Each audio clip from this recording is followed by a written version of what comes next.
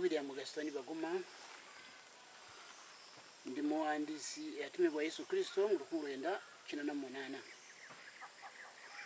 Ndi muhandisi yatumibwa Yesu Kristo mu 1998 okulaga okukyama kw'abagoberezi ba Yesu Kristo abali mu nsi kati. Kino kankiddemu William Gastoni Baguma gemanya gange. Ndi muhandisi yatumibwa Yesu Kristo mu 1998 okulaga okukyama kw'abagoberezi ba Yesu Kristo abali mu nsi yonna. Okukyama kuno nakubikwirirwa Katonda mu 1998 n'omwana wa Yesu. Nensobola okutegeera bingi ebikwata ku kanisa y'omulembe guno, ebikwata ku bakkiriza Yesu Kristo mu mulembe guno. Kale no mu bufunze obuwandiisi buno bwajja butya gyendi. William Gastoni Baguma nga mbategeezezza ndi ku lusozi luno Kitongo. Lusozi Kitongo kwe nafunira obuwandiisi buno, era kino kifo mwe tuli kati kiri Kitongo Prayer Garden, kubanga ekifo kino olusozi luno kwe nafunira obuwandiisi buno 1998. Ebigambo byajja gyendi nga sirina kye nsuubira, kubanga nali mu myaka egyo nali mpeza emyaka 35 gy'obukulu, ate kati mpeza emyaka 72. Nekyo mu myaka egyo mu kaseera ako obuwandiisi buno bunsanga mu kayumba k'essubi mwe nali nsula, era akayumba wakaali kiri wamanga wano ekifo okuzimbiddwa ennyumba y'obuwandiisi buno mwe bukolera. Nolwekyo nga ndi mu nnyumba y'essubi, wali mu mwezi gw'okubiri, nnaku z'omwezi saazimanya, saazisaako mwoyo, naye awo naye neebase ekiro, naye nga bwali bukya kuba bwe nazuukuka ndaba nga bukya. Mu kiro ekyo nafuna ekirooto ekyavamu ebigambo bino byonna. Obuwandiisi bwange bwe maze mu myaka 36 bwasimbulira mu kirooto kye nafuna kiro. Nali nga ntudde awantu nindaba olutimbe mu maaso gange. Olutimbe luno nagenda kulanga weewandiikako ebigambo.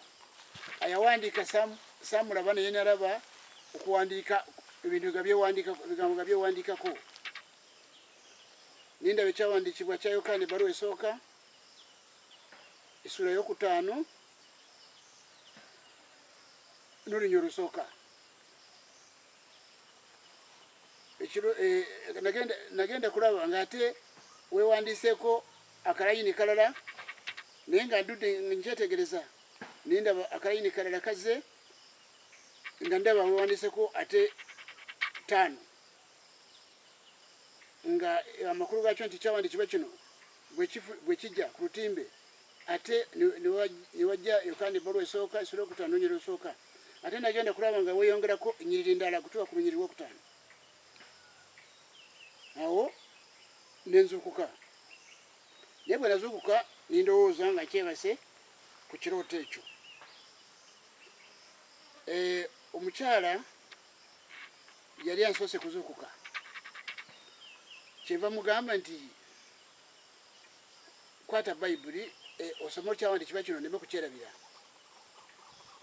Kubanga mu budde obwo nali maze kutandika kusoma Bayibuli olw'ensonga nti nali maze kuyingira mu balokole abapentekooti.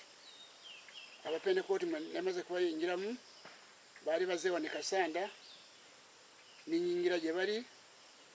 Kale no mukadde ako mwe nafuna ebigambo bino. Kale kanzireyo ku kirooto mukyala ne mugamba soma ekyawandiikibwa kino.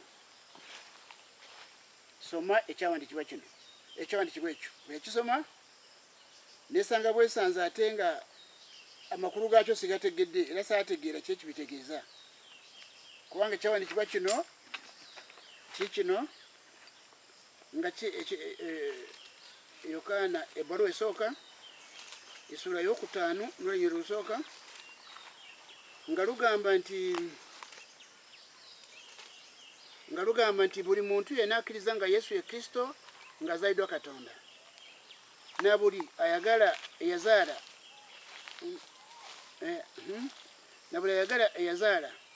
ayagala n'oyo gwe yazaala. Ekyawandiikibwa olunyiriri olwo lwe lwetimba mu maaso gange nirulwawo nnyo era njagala nkiddemu ekyawandiikibwa kino Yokaana ebbaluwa esooka essula y'okutaano n'olunyiriri olusooka lwe lwasooka kujja ne lwetimba mu maaso gange. Buli muntu yenna akkiriza nga Yesu ye Kristo ng'azaliddwa Katonda na buli ayagala eyazaala ayagala n'oyo gwe yazaala.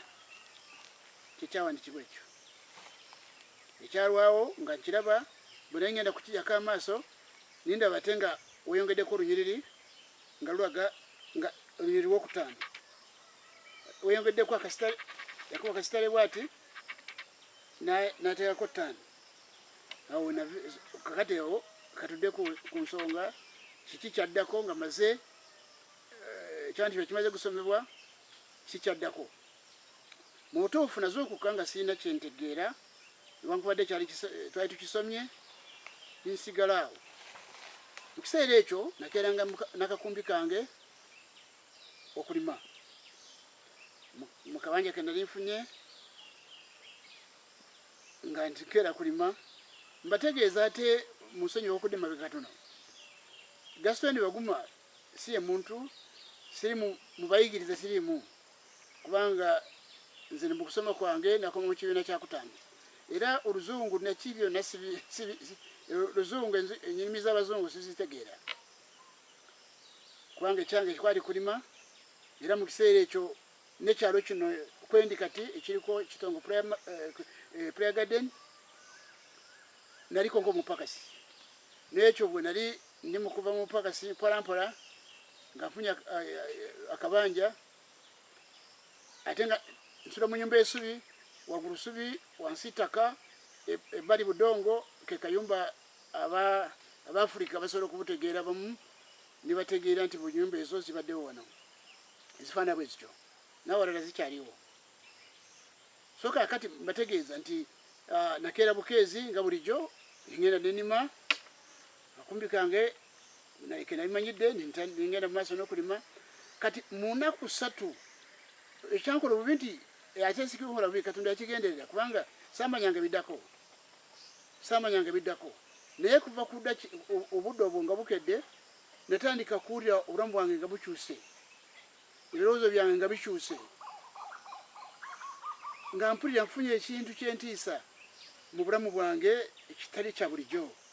Obulamu bwange nimpulira nga bufunye ekintu kyentiisa niŋŋamba kati oba kiki kiriwo awo nno mbategeeza nti natandika wiiki nga tenagwako natandika kutegeera nintandika okulaba madiini kulowooza ku madiini nga nfumbitiza ku madiini mu kutya kungi nno nga mpulira amadiini gano g'enjawulo lwaki weegali abantu bakkiriza Yesu Kristo abantu bagamba bakkiriza Yesu Kristo bali mu madiini g'enjawulo gali mu makanisa g'enjawulo naye lwaki ate bakkiriza omu balina bayibuli emu naye ate lwaki bali mu njawukana zino.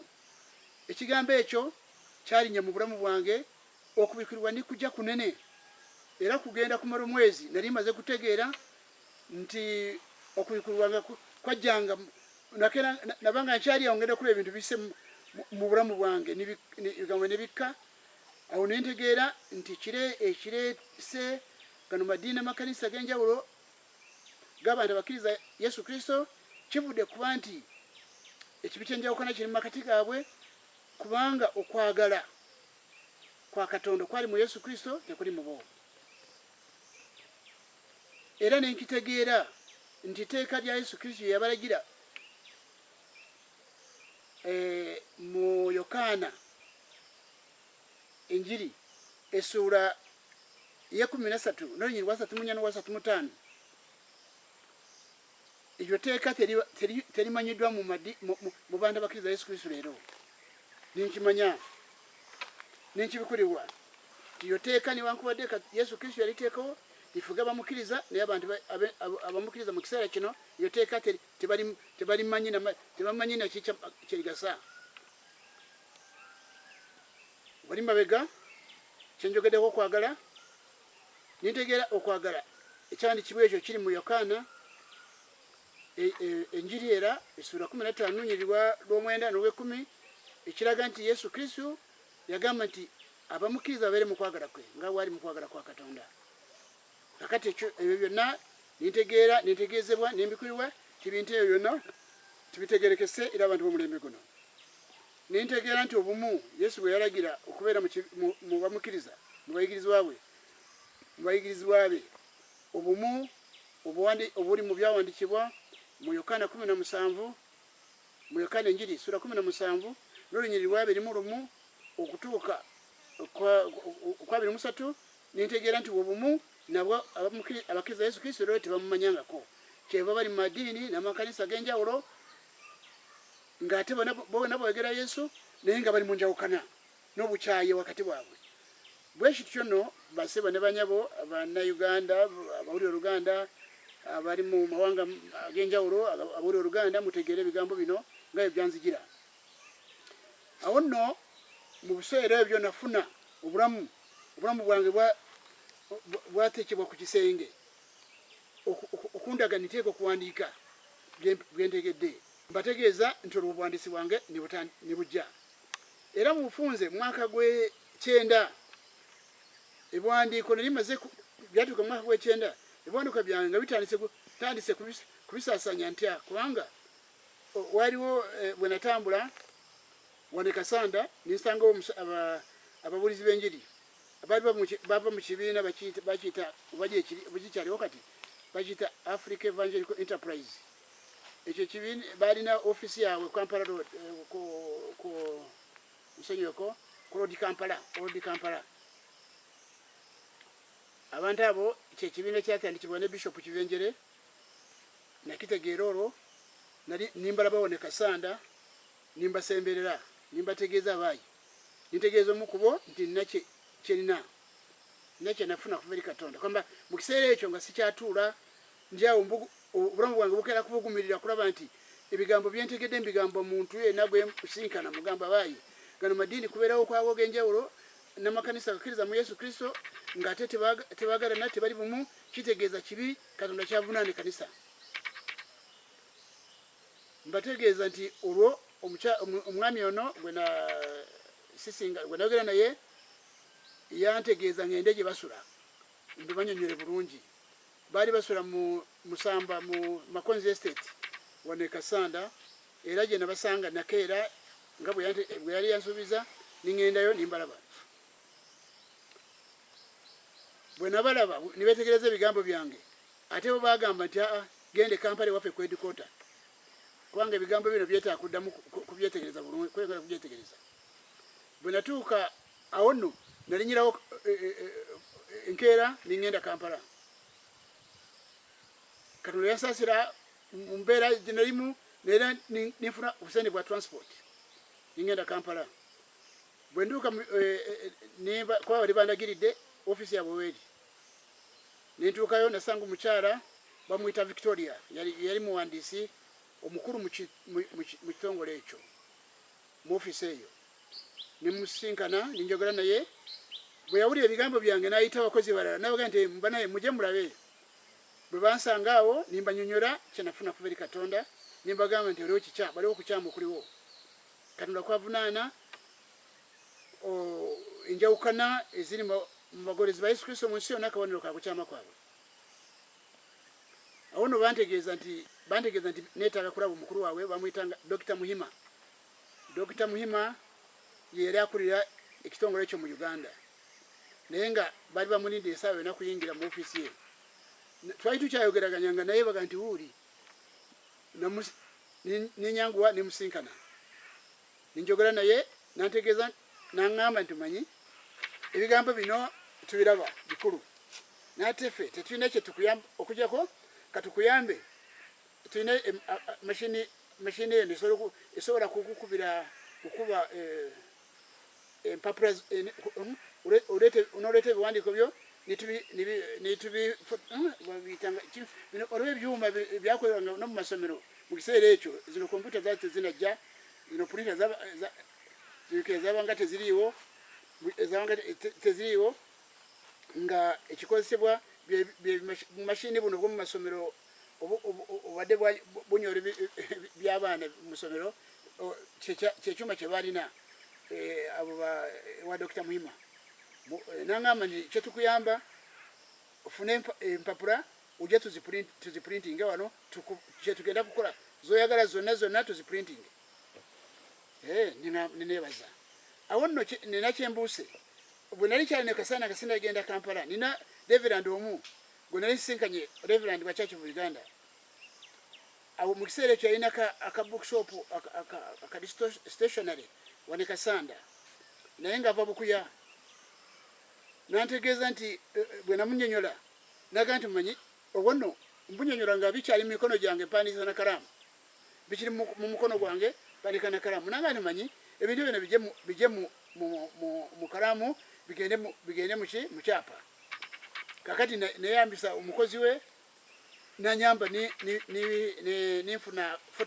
ninfuna kopi era size nampapula ezo zetwakubanga mu biseera ebyo nga abakadde bakimanyi nti byabanga mujjukire nti twakozesanga typewriter bino bya kompyuta byali tebinajja kati ebiwandiiko byafulumiranga mu typewriter abakulu babimanyi nga bwe byafulumanga bwe bityo nno byenatwala eri Kampala wa Dr. Muhima n'agamba nti ebiwandiiko bino kati biprintingemu gundi tukunyole tufune ebiwandiiko bingi tujja kuyamba ku ludda olwo nineebaza ninga nti Katonda webali kakati nibankubira ebimpapula nyingi mu budde obwo nno kubanga mwali mukyenda zikirawo mukyenda awo Kayanja Pastor Kayanja yategeka olukuŋŋaana lwali mu International Conference Center olukuŋŋaana lwaliko abantu bangi mu Uganda n'ebweru baali baluyita musonyeko baali baluyita East and Central Africa Leaders Conference bwenziyukira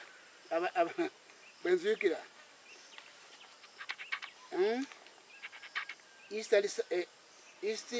and Central Africa Leaders Conference nsobira bwekyo bwekiri kakati palutegeka lwalimu abava Burundi abava Rwanda abava Congo abava Kenya ne mubanga g'abazungu bangi gakikirirwa mu lukuŋŋaana olwo era bwe nalutegeera nagenda n'ekiganda kyange mu kiseera ekyo abampuliriza Abannayuganda omugenzi balabye ekkubo w'Ekibuye naye yali mu lukuŋŋaana olwo abasumba bangi era nzijukira yali oba bayita ba MC yali Kamese yali muvubuka Kamese kyamanyi kati pastor ali Kampala yali bayita boogezi olukuŋŋaana olwo yali Pastor Kamese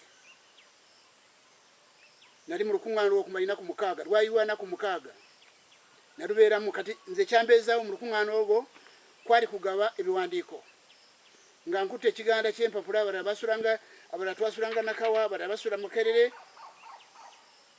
waliwo baasi gaali gatutwala ne tukomawo mu International Conference Center nolwekyo Bannayuganda naddala bo balowooza nti ebizibu by'amakanisa byaleero naye mbategeeza nti okubuwandiisi bwange bwakiraga bulungi mu lukuŋŋaana olwo mu mwaka gw'ekyenda Pastor Kayanja yali ategese olukuŋŋaana olwo naye bw'anampulira ajja kutegeera nti nalulimu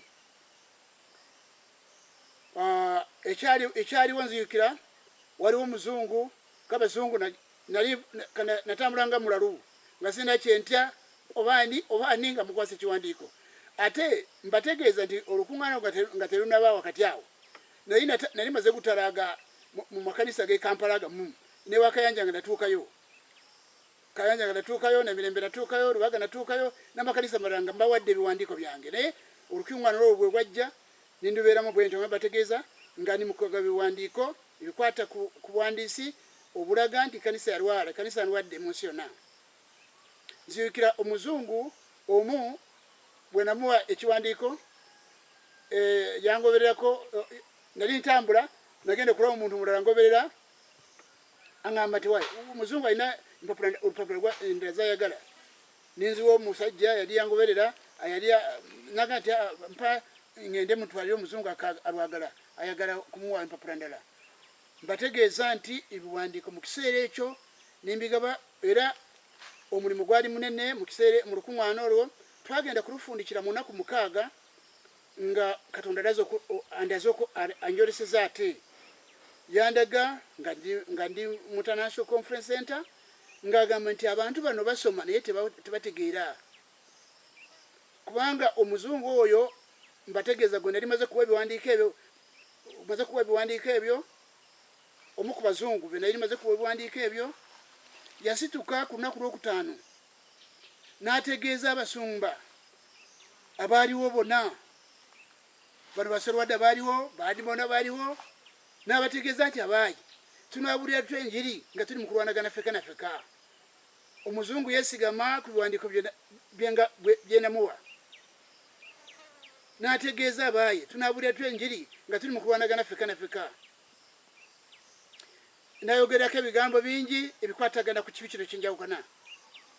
Nalaba basumba bangi nga bakaaba amaziga n'abaserwadde nga mwe bali kuba nali nkimanyi nga nkitegedde nti neserwadde ne balabyeko baali bayawukana mu bukyayi nomumpaka enyingi n'okumulwanagana naye awo mu International Conference Center we nalaba bonna baserwadda n'abasumba balaba abaali bayawukana nga bonna bagwangana mu bifuba n'amaziga naye awo Katonda bwe yafulumiza kino nti basoma naye tebategeera kubanga niwankubadde bakwatagana mu bifuba naye tebadda mu kukolagana nga bwe baali bakolagana edda nga tebanaba kutabuka era buli muntu yasigala nekiwayi kye ekintu kisigala nga kifu.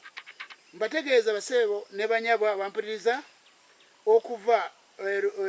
okuvaawo Katonda amagezi ge yakozesa gage okusobola nze okufuna box number kibaita box number oba endagiro za posta mu Uganda nifuna endagiro z'abantu bangi ababulizi b'enjiri n'abannaddiini n'abasumba mu Uganda ndowooza nagenda okukomekeza mu Uganda mwokka ninamu box number eziri mu 400 mu Uganda mwokka ninfuna box number za Tanzania za Kenya amawanga mangi ga Africa South Africa ninfuna box number oba endagiriro ze Bulaya za America mu Asia mu Australia wama nintandika sente nange simanyi basebo ne banyabwa yali mu kayumba kesubi nalabirawo kubanga nazifunira wano saagenda walala nti bangenze kusubula Kampala nedda. Obulimi bwakola ekirala ate bwe nasangibwamu kubanga nali ntandise nga nina ekirime kye bayita enanansi nga nkitandikiriza awo kozi Mukama nandaga nikyo kyekirime kikyo. Ekirime kino kyagaziwa ninfuna ebibanja amakulu nti obulimi buno nibutandika okuvaamu ssente ezidukanya obuweereza buno obuwandiisi buno ningenda mu maaso era ebiwandiiko bingi abantu bangi kuva mu mawanga g'enjawulo abatandika kumpandikira nga basomye obubaka bw'empandiika. Kino kiwandiiko kyantuukako 1992 kyava mu Israel era omukulu w'ekitongole ekyo Christian Friend of Israel yawandiika ekiwandiiko kino n'akiwandikira William Gaston Baguma PO Box 48 Mityana Uganda East Africa kyava mu Israel 92 basoma obubaka bw'empandiika basoma ntegeeza okukyama kw'ekkanisa. Kino kiwandiikwa kyava Kenya 1992 naye nabadde n'ekisooka wano kyembadde nzijukira nti ekya 91 ebiwandiiko bingi naye nakyendaba wano kya 91 wano 91 kino kya bakiyita omanyi munsasire oluzungu lwange eno bagiyita the Living World Church. The Living World Church eno kyava mu America. Ate ekiwandiiko kino kyawandiikibwa kuva mu America, bakiwandiikira William Gaston Baguma. Kino kyava no ministry obuweereza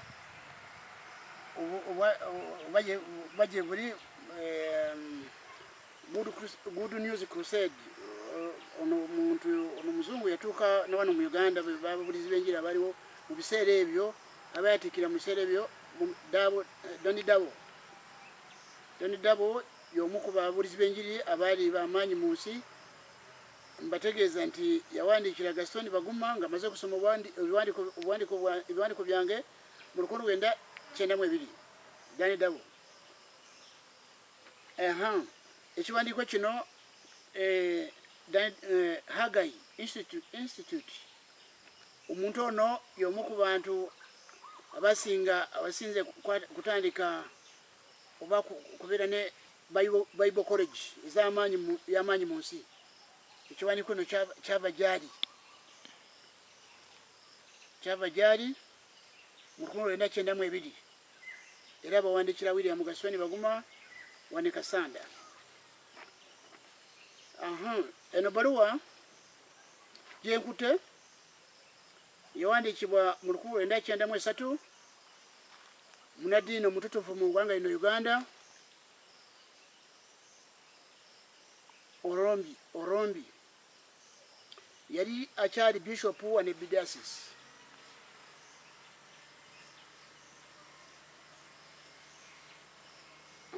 Orombi yali akyali bishop wane Bidasis omupya, yali akyali mupya. Nawandiika ebbaluwa n'asoma ng'asomye ebiwandiiko byange kuyita mu posta mu 1993 era mu kiwandiiko kyeraga nti kuno kusomozebwa kwennyini kw'ekkanisa.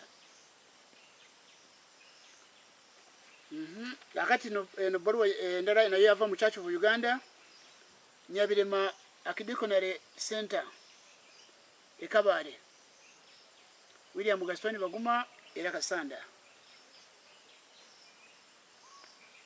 Ebiwandiiko byebyo mulime kulowooza nti ebigambo ndowooza mbifunye olwaleero, nedda. Kino kiwandiiko kyawandiikibwa ministries yabaita Good Samaritan Ministry okuva mu America. Chairman oba mukulu waayo mukyala yagiwandiika Betty, yawandiika ebbaluwa eno nga giwandiikidde Gaston Baguma. Eno bbaluwa yava mu South Africa mu 1994. Omubulizi w'enjiri ow'amaanyi ayakafa mu biseera ebyo Maurice Rowe World Evangelism. Kino kiwandiiko kyava mu America nga kizeeri Gaston Baguma okuva Maurice Rowe. Abasumba bamumanyi, ensi yemumanyi, yabadde mubulizi w'enjiri mwatikirivu mu nsi. Ng'asomye ebiwandiiko byange n'alaba nga kimwetaagisa okuwandiika n'ampandiikira kiwandiiko kikyo. Ebiwandiiko bingi byonna byesobola kumalawo kati, bingi biva mu Australia, mu mawanga mangi. Kino ekiwandiiko kyava Tanzania, Dar es Salaam. Ebiwandiiko bingi nga gyenkomeza. Kino ekiwandiiko kyampandiikibwa muna Kenya okuva Eldoret, Kenya 1996. Yampandiikira ekiwandiiko nga achadde mu Bulaaya mu Finland. Abazungu ne bamuwa ebiwandiiko byange n'abisoma. Yasinzira ku biwandiiko byasoma ng'atuuse mu Bulaaya n'ampandikira ebbaluwa eno era endagiriro zonna kwe ziri okuva Eldoret, Kenya. Yagiwandiika 1996. Ebiwandiiko bingi nibira byambulangako nno kubanga nasookera kubeera mu mayumba g'essubi ebimu nga bimbulako ate nga simanyi na gye binakira, naye omulimu gwa Mukama waffe bwe gutyo mpandise ku buli kintu kyonna kye musobola kwebuuza omuntu yonna kyalibadde yeebuuza mu nsi muno, kubanga eno ensi eno bwe mulaba baseba ne banyabo, eno nsi eriko ekikyamu kinene olw'okukyamizibwa kw'enjiri ya Yesu Kristo okuli mu nsi kati. Kyeva mulaba ensi yonna nga bwe mugiraba, obubi bw'omuntu bweyongedde nnyo mu nsi. Obubi bw'omuntu bweyongedde mu nsi n'ebizibu byeyongedde mu nsi. Amaka gonna obufumbo mu nsi yonna bulemeddwa. N'ebirala nga bwe mulaba embeera y'ensi bw'eri. Ekireeteddwa ekyo kwe kukyamizibwa kw'enjiri ya Yesu Kristo okuli mu nsi kati. Kwe kuvuddeko ebizibu byonna bye mulaba mu bulamu bwammwe, kubanga mbategeeza abaseba ne banyabo nti ebyafaayo byange n'obuwandiisi buno emyaka 36 giigino njikubye mabega, kubanga nabufuna 1948 mwezi gwokubiri, ate kati tuli mu 2025 mu mwezi twingire wa 7. N'olwekyo mbategeeza nti buli kintu kye mulaba mu madiini n'amakanisa kyonna si kya Yesu Kristo. Yesu Kristo alina ebirala kusinziira ku byawandiikibwa bitegeeza. Mbategeeza era nabadde nkyogerako lunye buli kiseera nga mbategeeza nti kanisa mu nsi yonna ndwadde. Abasumba n'abannadiini abali mu nsi kati bakyereeta. Mwoyo wa Katonda si yabataddewo. Singa mwoyo wa Katonda yabataddewo, singa baagalana, singa bali bumu, singa batabagana. Era wadde zi gavumenti tesobola kutabaganya bantu, amadiini gabaawula gamala dda kuleeta ekizibu ku nsi n'amakanisa gano. N'ekyo ebigambo bingi tubakoba nga tubisomesa kubanga tubitegeeza, kubanga omukutu guno guguddwawo okutegeeza okulwimulula obulimba bwonna obufumbekedde mu nsi eno, obuleetedde ensi eno okubeera n'ebizibu n'agazibu ebyali badde tebiriiwo, kubanga mbategeeza nti wenjogerera wano abakkiriza Yesu Kristo bebasinga obungi mu nsi, bebasinga obungi mu Uganda, bebasinga obungi mu nsi yonna. Amawanga gemulaba agali mu kulwanagana kumala nawo za Russia, Ukraine, zino America, zonna bagolezi ba Yesu Kristo. Mulaba mulamu bwammwe teri mirembe mu mitima gyammwe, teri mirembe mu maka, teri mirembe mu mawanga. Kivudde ku kimu, newankubadde muli madiini n'amakanisa, naye obubi bw'omuntu n'ebizibu byeyongera. Waliwo ekikyamu kye muteekwa okumanya, obuzibu buliwa, tukole tutya. Naweebwa obuwandiisi buno okulaga okukyama okuliwo n'obugolokofu bw'enjiri ya Yesu Kristo nga bwe buteekeddwa okubeera.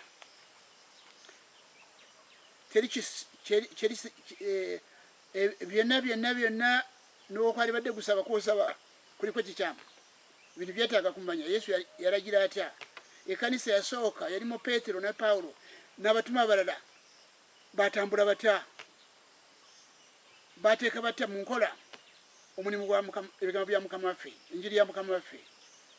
N'ekyo Yesu n'ekyo mbategeeza basebe ne banyabo tubuwandiisi bwange bwanvu ndi mulimi, gwe mulimu gwange, muteekwa kukinyweza, omulimu gwa enkola gwa bulimi.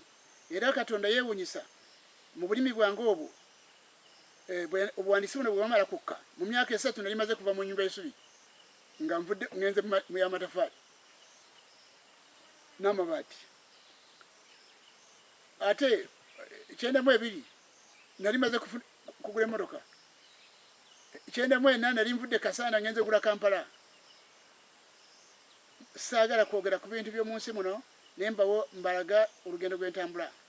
Saagala kwenyumiriza mu byonna, kubanga mu bulimi mbategeeza ni mulimi ayalima mu 94 nali ntuuse ku kigera ky'abalimi abenyigira mu mpaka z'eggwanga. Nzijukira bulungi basebo ne banyampuliriza ndi mulimi yagenda mu mpaka za Uganda mu 1994. Abalimi be navuganya n'abalimi b'ebibala n'ebimuli, naye nali wakubiri mu Uganda. Certificate njirina 7 yagimpa. Ndi mulimi ayali wakubiri mu Uganda mu balimi abibala n'ebimuli abali balima kuva ku 23 kutoka 27 nawakana nabo nimba wakubiri mu Uganda. N'ekyo Mukama yamanyi bwe yakola ebintu bye ningana maso no kuwandika ikaramu kumva mu ngalo kigumu. Ndi muhandisi awandika ku kyama kw'ekkanisa mu nsi yonna. Kyebamula abasebo ne banyabo bampuliriza emirembe ku nsi gibuze. Ate mbategeeza nti ensi yeetaaga kulabuka weetuuse etegere ekyokukola kubanga gye tunoonyeza eddagala teririiyo. Ensi gyenoonyeza eddagala teririiyo. Amawanga gonna geetaaga kukakana. Abantu beetaaga kukomya kulowooza gundi yaleese ebizibu gundi yabireese gundi ebizibu ebiri mu nsi biriko ensonga. Enjiri ya Yesu Kristo ku nsi teriiko. Mwekenenye obuwandiisi bwange bwe naweebwa. Ebigambo byo revival y'ensi oba enkyukakyuka y'ensi eby'omwoyo yagutandikira mu ggwanga ino Uganda. Abasajja bangi mu nsi, abantu bangi mu nsi mu myaka eyo naddala mu 92 awo bafuna obunabbi omwali na Apostle Mulinde wa Segukupula Mountain. Omwami oyo omu ku bantu abafuna okwolesebwa ng'agamba revival y'ensi yagutandikira mu Uganda. Naye yakyogera bw'atyo naye yali teyamanya kyatamanya nti ate omuwandiisi waakyo yali amaze kufuluma 1998. Ebiwandiiko byange badde bitambula mu masomba mulaba balwanagana entalo nga mu Uganda.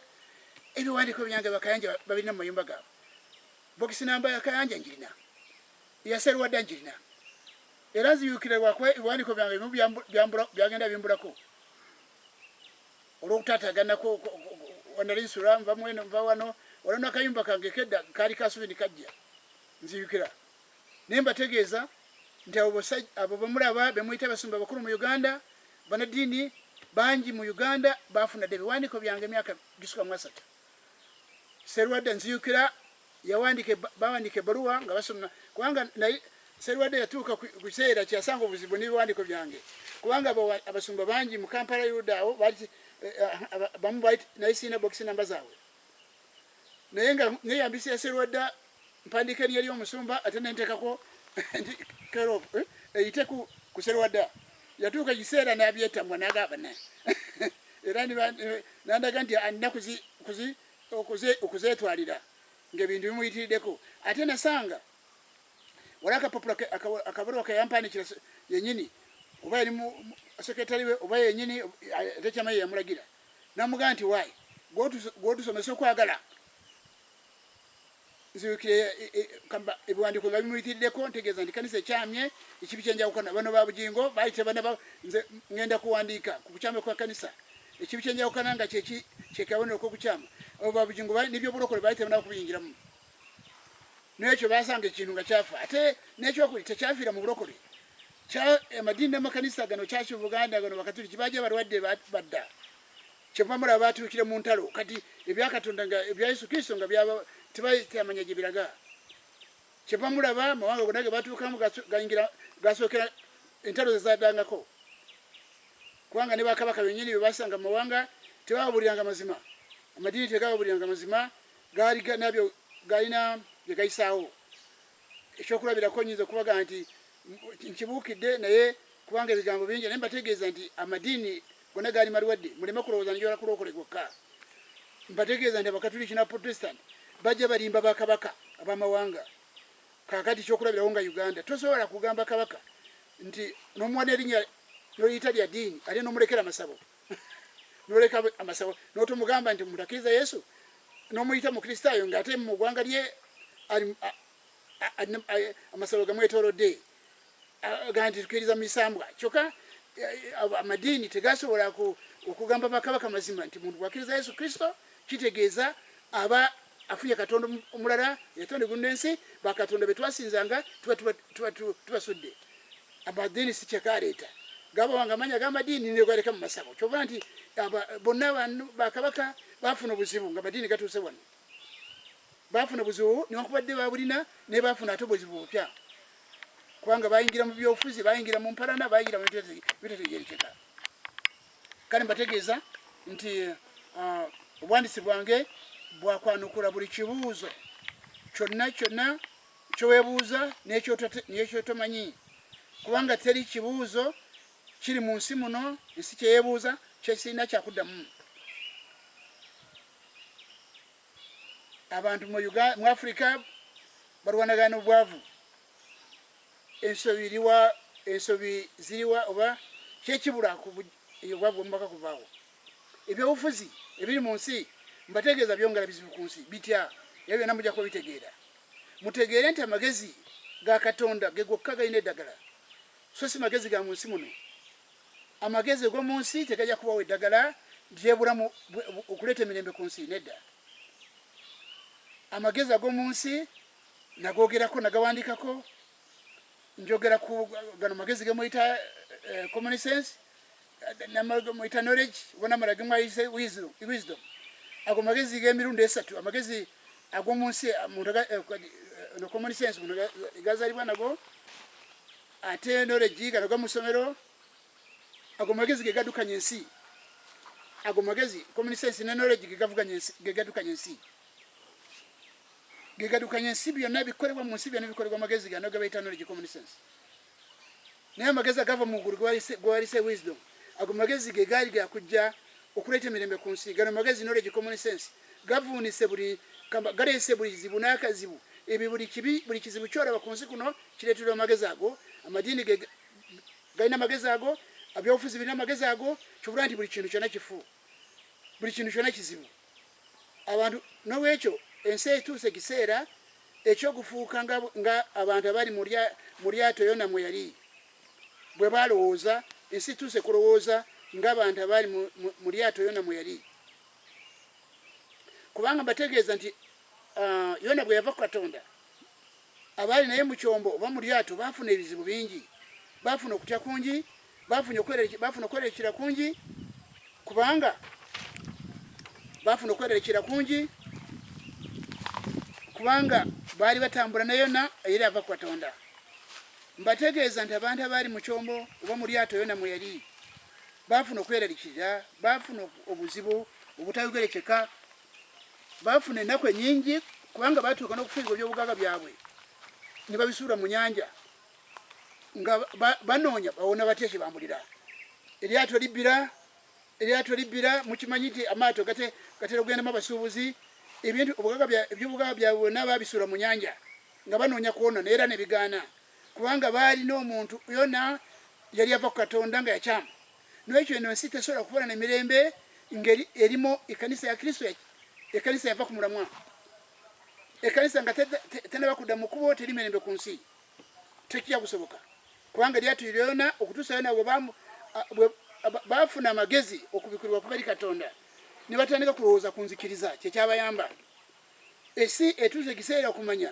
nti ebizibu biri mu uganda bino byabufuzi manya bubbi n'enguzi manya butwala tugende manya biki byonna ebiri mu nsi ezo ntalo biki byonna ebyonna obibwonna obuli mu nsi bufumba okufa buli kintu ekizibu tekiri walala omutawana guli mu nzikiriza munoonyeza ekyokuddamu mu nzikiriza nga batambula mu kyombo yona mwe yali mu lyato bwe balowooza era kwali kubikulirwa kunene kubanga banoonyeza walala ne bigaana ng'ensi kati bwenoonyeza eddagala lyayo ne bigaana batandika okunoonyeza mu nzikiriza okutuusa buli muntu bweyenyolako gwe nzikiriza yeki gwe katonda we yani okutuusa bwe baalaba yona eno yali yeebase yali ali mutulo ne bamuzuukuza sebo nzikiriza yeki koye nagaa nti katonda wange wa Isirairi nagaa nti bannebagaa tufudde musajja ne bamugyamu ne bamukasuka mu ennyanja n'eteeka ensi tesobola kuba n'emirembe ng'ekkanisa yakyamu ekyo tekikkirizibwa buwandiisi bwe naweebwa kuba eri katonda ne mukama Yesu Kristo bwe bugamba okutuusa ng'abantu bonna bali mu nsi amawanga kwadde bazungu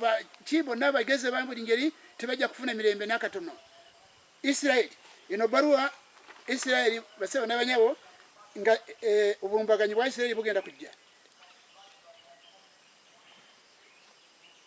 obulumbaganyi nga buyinza kujja mu Isirairi. Ino baruwa tubadde tumaze kugiweereza, tuweereza abantu 100 mu Isirairi,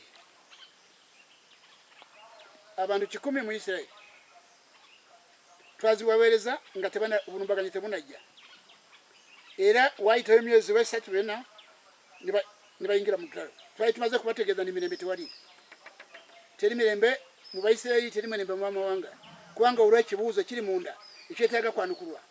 Abaisirairi bonna ng'eggwanga baba basaasalirawa bateeka okumanya Katonda kye yasuubiza jjajjaabwe Ibulayimu kyeki. Omukisa gw'amawanga gonna Katonda gwasuubiza Ibulayimu, omukisa gw'amawanga gonna Katonda gwasuubiza Ibulayimu. Abaana ba Isirairi bonna, abaana ba Ibulayimu, abazzukulu ba Ibulayimu bonna bateeka okutegeera, bateeka okumanya omukisa gw'amawanga gonna Katonda gwasuubiza Ibulayimu gwe guliwa, gufaanana gutya, bagufune. Awatali ekyo okubonaabona kukyagenda mu maaso. Ate nayindaga nti abamawanga abanagwanga abatali Bayudaaya nabo mu ngeri yemu teri mirembe. Kati amawanga gali mu kukuŋŋaanya bakulwanyisa kyokka kubanga gamanyi obubi bw'omuntu bweyongedde. Basebo ne banyebu, teri mirembe okutuusa nga maaso gammwe mugajje ku bintu byera ne mugateeka ku nzikiriza. Wewali ekyokuddamu, wewali ensobi, wewali ekizibu. Enjiri ya Yesu Kristo bw'eba teri ku nsi yennyini nga bwe yagireeta ku nsi, emirembe tegisoboka. Mulaba amadiini mugalaba, abasumba n'abanadiini bonna bali mu kusoolaza ssente. Kaakati abaayi ani abalagira? Ani abalagira? Mbategeeza ndi wano Bayibuli ze mulina zenna. Eno Bayibuli y'Oluganda, Bayibuli zonna ez'Abakatuliki zonna nzirina. Zonna nzirina basebo ne banyabo. Zonna nzirina Bayibuli ez'amakanisa ez'amadiini ge mulimu nzirina. Mbategeeza nti esente ze mulaba abasumba ze basolooza n'abanadiini ze basolooza ku bantu, Yesu Kristo taziragiranga mu ndagaano ye empya y'ekisa. Nedda. Ate Yesu talina muntu yenna mukozi we gwe yalagira okufuna obugagga nga busolooza ku bantu ng'abasumba n'abanadiini abali mu nsi kati gwe bakola. Beeyongera kusolooza ssente, ennaku yeyongera ku nsi. Mu Uganda nabadde mpa ekyokulabirako bulijjo. Nimbategeeza mu Uganda mulabe obubbi n'enguzi buli mu bitongole bya gavumenti. Naye abali b'enguzi n'ababbi bonna bali mu gavumenti bonna bagolezebwa amadiini n'amakanisa. Ani anenyezebwa? Ani avunaanyizibwa okuggyawo obubbi n'enguzi mu Uganda? Pulezidenti w'amadiini n'amakanisa. Obanga amadiini n'amakanisa gali mu nsi kati tegalina buyinza okukyusa abantu babi kubafuula balungi, omugaso gw'amadiini n'amakanisa kati guli wa? Mujja kweyongera kubifuna, tujja kweyongera okuyigiriza, kutegeeza ekyokola. Naye mbategeeza nti obuwandiisi bwange bumaze emyaka 36 ku nsi, mulina kubwekenenya amanga gonna. Bwano wenyini ku lusozi Kitongo wakumanyira bingi, buli mbeera, buli kizibu, buli bulamu bwonna, buli kimu ekyokuddamu kiri okufunika ku buwandiisi buno, okutegeezebwa nti kino kyekivuddeko ekizibu, kino kyekivuddeko ekizibu. Muli mu Uganda tuli mu byamagero. Amadiini n'amakanisa gagamba ebyamagero sitaani naye abikola. Ebyamagero byemwe mutunulira mu madiini n'amakanisa ne sitaani naye ebyandikibwa bikulaga bulungi. Mukama waffe Yesu Kristo yakyogera Matayo 24:24. Ate era n'ebyandikibwa ebirala bikyogerako. Yokaana Bakolinso ekyokubiri sura 11 olunyiri lwa 13 lwa 15. Ebyawandikibwa birala bingi ebiraga nti ne basitaani bakola ebyamagero. Ebyamagero bya Yesu Kristo n'ebya sitaani bya njawulo.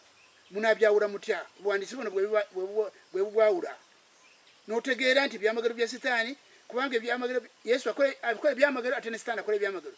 Ebya Yesu Kristo n'ebya sitaani mubyawula mutya? Obuwandiisi buno bwe bulina okubalaga. Naye kati mugoberedde ebyamagero kubanga amadiini babasuubiza motoka nedda. Ebyo si bye twali bagusaba Katonda, kubanga Mukama waffe Yesu Kristo bwakugamba n'oyo bwakabaka bwa Katonda obutuukirivu bwe n'ebirala bijja kuwongerwako. Kino kyetaaga ate gusaba motoka, tekyetaaga gusaba mataka na ssente. waliwo ekyokukola waliwo okunoonya bwakabaka bwa Katonda naye bamunoonya batya amadiini n'amakanisa tegasobodde kuyingiza abantu mu bwakabaka bwa Katonda nedda abantu abali mu nsi abali mu madiini n'amakanisa bona bakonkomalidde bweru singa bayingira mu bwakabaka bwa Katonda bandibadde tebafaanana nga bwe bafaanana kubanga mu bwakabaka bwa Katonda okusinziira ku Baruumi sura 14 n'olunyiri lwa 17 no18 obwakabaka bwa Katonda si kulya na kunywa naye butuukirivu na mirembe na ssanyu mu mwoyo mutukuvu kati mu nsi biri luddawa obutuukirivu n'emirembe n'essanyu mu mwoyo mutukuvu biri luddawa mu mitima gy'abantu mu bulamu bw'abantu obutuukirivu buli luddawa ate abagozi b'amadiini badde bali b'enguzi babadde babbi n'olwekyo basebo ne banyabo abampuliriza mu bwanga gonna abawulira Oluganda museeyo omwoyo ku buwandiisi buno bwanukula buli kibuuzo kyonna naye amakulu ekinyusi kwe kutegeeza nti abakkiriza Yesu Kristo mu nsi yonna bakyama bava mu kkubo lya Katonda kubanga obutuukirivu bwa Katonda tebuli mu bo bategeeza nti obukulembeze mu madiini n'amakanisa buli mu nsi kati bwakyereeta abantu kwereeta bweresi nayambala essuuti nagandi ndi pastor tujja kuba tusomesa nja kuba mbategeeza obuwandiisi bwogera abakulembeze abaali bakukulembera amakanisa ga Yesu ekanisa ya Kristo baali bakufaanana batya baali bakuyitawa okuyingira mu bifo ebyo n'ekyo ebigambo byonna bigambo bingi naye mbadde mbafunziza nga mbalaga nti nawe obuwandiisi ndi ku lusozi Kitongo wano ku lusozi Kitongo nno basebo ne banyabo bampuliriza okutuusa nga ensi yonna egoberedde obuwandiisi buno teri mirembe n'Akatonda nga mbagambye ate ebintu byenkola byonna bya bwereere eri buli muntu yonna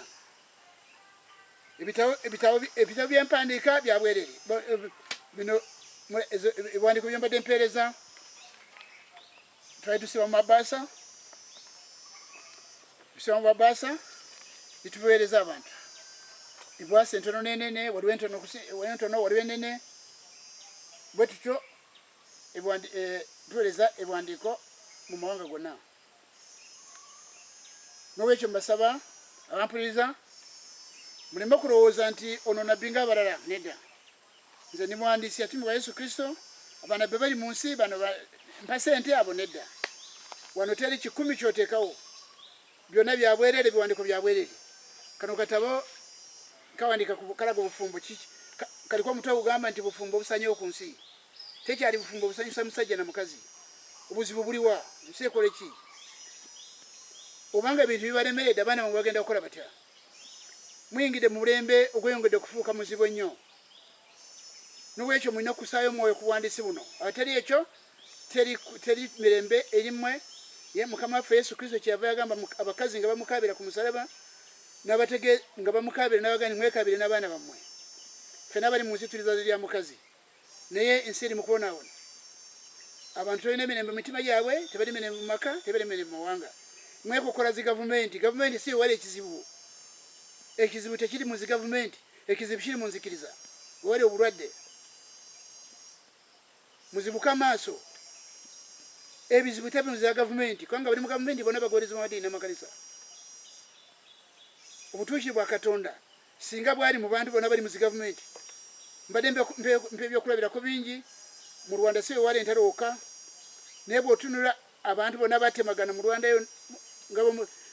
abaze batemagana Rwanda abantu entalo zaabwe mwazimanya naye mbategeeza bonna bagwereza mu madiini n'amakanisa be batemagana ebiso n'ekyo ebizibu tebiri mu zi gavumenti bizibu biri mu nzikiriza ensobi ziri mu nzikiriza ezeetaaga kujjawo ensi neefuna emirembe n'ebizibu nibivaamu mu mawanga naye bwe munaagenda mu maaso n'okusuubira mu byobufuzi ebyobufuzi nabwo mwetaaga kubimanya ndi magezi ga mu nsi muno era bayibuli gayita magezi ga sitaani kubanga gajjudde obulimba gajjudde obutakkaanya gajjudde ogutabuka gajjudde obukyayi ago magezi ga Katonda gayinza kuleeta ebizibu emirembe ku nsi n'ekyo ekizibu kiri mu nsi ekireetedde ensi yonna naawe kenyini mu makaago mu bulamu bwo omutawana guli mu nzikiriza teguli mu zi gavumenti nedda abalowooza nti ebizibu biri mu zi gavumenti bubutamanya Yesu Mukama waffe kyava ajja gye tuli tuzibuke amaaso omutawana guli mu nzikiriza nga baali ne Yona bwe bazuula nti ekizibu kye balina kyali mu nzikiriza tekyali walala muve mumeme kulowooza tibana byabufuzi lyeddagala nedda mweyongera kubula gavumenti ebibi n'ebizibu biri mu nsi tebivudde ku nsobi ku bunafu bwa zigavumenti nedda obuzibu buli ensobi ziri mu nzikiriza kubanga abantu bonna bali mu gavumenti nga bwembagambye bagolozi b'amadiini n'amakanisa obanga batuukirivu ate nga mu uganda obanga amadiini gakyusa abantu bafuuka batuukirivu ate babbi balivuddewa mu gavumenti balivuddewa bonna si bagolozi b'amadiini n'amakanisa n'ekyo muzibuke amaaso muve mu bintu bino ebyokulowooleza mu magezi ag'omu nsi muno ngenda mu maaso naye olunaku lwaleero njagadde mulegeko ku kigambo obuwandiisi bwange kye bwaleeta era mutegeere nze ndi muntu Katonda wadde ampadde ekisa era ekifo kino mwenna abampuliriza oba oli mu Amerika oba oli luddawa mpaka ng'ogoberedde ebigambo bino ebyobuwandiisi byaka ku nsi 1998 n'olwekyo wateeka okubeerawo okulaba nti abantu bonna bategeera ebiri mu buwandiisi buno kyokka ensi n'eryoka efuna olwerero ensi n'eryoka efuna emirembe obwakabaka bwa Katonda buli mu butuukirivu n'emirembe n'essanyu mu Mwoyo Mutukuvu amadiini amakanisa gali mu nsi tegayingizanga abantu mu bwakabaka bwa Katonda anedda kubanga waliwo omukisa amadiini amakanisa gali mu nsi gwe gatawulirangako ate nga guli mu bayibuli wano ate nga Yesu Kristo gwe yaleeta ku nsi okuva mu kitabo ky'olubereberye sura 12:3 n'olubereberye sura 22:18 waliwo omukisa gw'amawanga gonna Katonda gwasuubiza omuddu we Ibulayimu omukisa gw'amawanga gonna Katonda gwasuubiza Ibulayimu ogwo omukisa Yesu Kristo gwe yaleeta ku nsi okusinziira mu byawandiikibwa Bikola y'Abatume sura 3:25-26 omukisa ogwo abantu abali mu madiini amakanisa bali mu nsi kati tebagumanyangako ogwali gwakuleeta emirembe ku nsi tebagumanyangako abantu bamanyini mukisa sente mukisa mamotoka n'amataka n'amayumba omukisa gwali gwakuleeta emirembe ku nsi Katonda gwasuubiza omuddu we yasuubiza Ibulayimu abantu bali mu nsi madiini amakanisa tebagufunanga tebagumanyangako era tebagumanyi tebagufuna abantu n'olwekyo kati kyemuba mulaba ensi yonna yedibaze n'omwana ayagala kutta taata we ayagala kutta maama we n'abalaba basi mbeera yongedde kubijja mu nsi yonna teri mirembe wadde tondo mu mitima gy'abantu mu maka ne mu mawanga kubanga omukisa gw'amawanga gonna Katonda gwasuubiza Ibulayimu Yesu Kristo gwaleeta ku nsi abantu bali mu nsi tebagufunanga era tebagumanyi amadiini agali mu nsi bano babulizi b'enjira abona bolaba bamakota mawanvu tebagumanyangako tebamanyi gufaanana gutya era gwali gwakutuukizibwa gutya eri buli muntu ogwo mukisa Yesu Kristo gwamuleeta ku nsi abantu bawoza yatufiirira eri yali ndagaano naye ekyali kimuleese wano okuva mu ggulu yali agidde ku mukisa gw'amawanga gonna Katonda gwasuubiza Ibulayimu abantu bali mu nsi gwe batafunanga era gwe batamanyi obuwandiisi buno bwe bubikudde ensonga eno kubanga mujjukira Adamu bwe yayonoona eno ensi yayingira mu matiga ensi eno nekolimirwa Katonda akolimira ensi n'omuntu omuntu n'afuuka omulabe wa Katonda omuntu neyegatta ku sitaani omuntu n'afuuka mubi mu maaso ga Katonda n'afuuka wa bizibu ebibiina ebizibu ne biyingira mu nsi eno Mukama Katonda akwatibwa ekisa ensi eno n'atege ekisa kye ne kiraba ekira mu Ibulayimu nga musuubiza mukisa gw'amawanga gonna ogwali gwakuleeta gukomyawo omuntu eri Katonda ogwo omukisa gw'amawanga gonna Katonda gwasuubiza Ibulayimu Yesu Kristo gwe yaleeta ku nsi abantu bali mu nsi tebagufunanga we wali ekizibu ekinene era omukisa ogwo mujja kutegeera gwali gwakutuukizibwa butya era abantu bonna mu nsi amadiini amakanisa tegagumanyangako bano babulizi b'enjera teri yali agukonyeko kubanga tebagumanyangako kuli mu buwandiike era Peetero 3:1 agamba nti bwe ndimala kuvaawo emisege emikambwe giriyingira mu kisibo girijja bwe ndimala kuvaawo emisege emikambwe giriyingira ate tegirisaasira kisibo baliteeka bayigirizibwa emabega waabwe kyekigenda mu maaso mu nsi buli diini n'abagoberezi baayo abatene akakwate n'endala bona bagamba bakkiriza Yesu buli musumba alina abagoberezi be abatene akakwate n'abomulala nubwekyo bampuliriza obuwandiisi bwakka ku nsi kubanga mukama waffe Yesu ajja kudda buno buwandiisi bwakutegeka ekkanisa y'oluvannyuma abampuliriza nze siri kirala kyonna ndi muwandiisi ayogerwako mu Matayo 23 n'olunyiriri 34 okutuuka ku 36 ndi muwandiisi Yesu bwe yasuubiza ekkanisa y'oluvannyuma okusobola kutegekebwa mukama waffe gy'alisanga nga talina bbaala wadde olufunyiro yakuva mu buwandiisi buno njira Yesu Kristo ebigambo bya omulimu guno gwa bwerere eri buli muntu yenna empapula wadde bitabo kintu kyonna byonna buli kintu kya bwerere eri buli muntu buli kintu kyonna kya bwerere teri kyakutunda nedda kujja wano ku lusozi teri kyakutunda nedda wabula kutegeera obuwandiisi buno bugamba ki eri obulamu bwammwe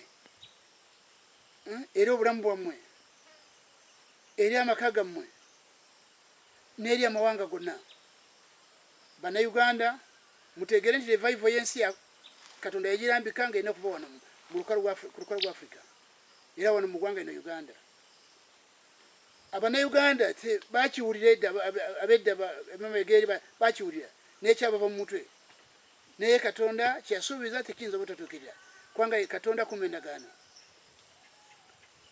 n'olwekyo mbategeeza nti esente zokka zifuuse kizibu olw'ensonga nti kati abasumba bali mu nsi batunda sente kubanga ze zaabaleeta nabo tebamanya era si baseera musango kubasinga kubanga mufu abali mu nsi kati teri yakyamya enjiri nedda twasanga kyakyama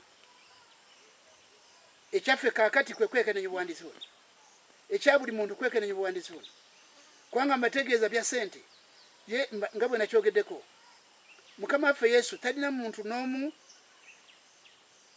gwe yalagira okufuna obugagga nga busolozza ku bantu nga mukolera nedda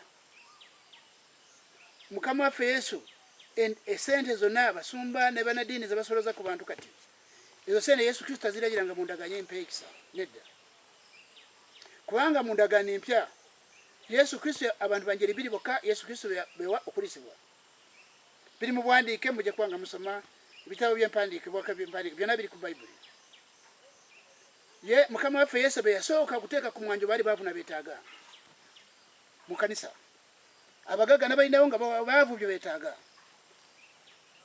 ekyokubiri abaali bakulisibwa olw'enjiri baali babuulizi b'enjiri n'abatume baali bakutambula engendo ne baliisibwa ne basuzibwa nga bali mu ngendo z'enjiri naye bano abantu abakeera kuteekawo ekibbo abo Yesu tabamanyi mu ndagaano y'empya bintu birala basebe n'abanyabo era omwoyo oguddukanya amadiini amakanisa gali mu nsi kati si mwoyo wa Katonda nga bwe nabategeezeza singa mwoyo wa Katonda walibadde okwagala weekuli walibadde okwagalana weekuli walibadde obumu weebuli temwali badde entalo ezo ze mulaba temwalirabye ebyo bye mulaba mu makanisa ge mulaba olwaleero buli muntu agaa nti abantu bange batwala ebyo bya mwoyo Pawulo gwe yayogerako mu Basessaloniika kyokubiri